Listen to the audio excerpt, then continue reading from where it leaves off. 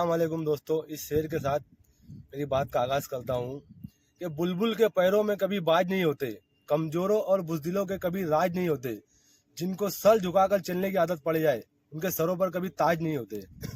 कुछ दिनों से हम लोग देख रहे हैं व्हाट्सएप पर कुछ गुलाम लोग कुछ भी अनाप शनाप बक रहे हैं, तो मैं उनसे कहना चाहूँगा कि देखो भाई साहब, आप लोगों के बाप दादा अंग्रेज़ों के ग़ुलाम थे, आप सेठों के ग़ुलाम हैं। तो आप लोग, अगर आप लोगों के पाँव में गुलामी की जंजीर है तो इसका मतलब ये नहीं कि सभी लोग पैर में जंजीर बांध लेंगे तुम्हारी तरह।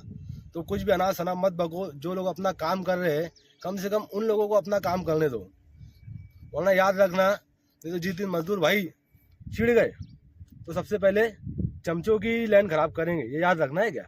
तो व्हाट्सएप पे ग्रुप पे कुछ भी हमारे खिलाफ बोलने से पहले सोच लेना कि यार हम क्या बोल रहे हैं। तुम एक सेठ अगर तुमको एक चाय पिला देता और तुम हमारे खिलाफ बोलते तो हमारे मजदूर भाई ऐसे है कि हम अगर उनको कुछ नहीं भी करेंगे तो भी वो तुम्हारी बैंड बजा देंगे। ये याद रखना।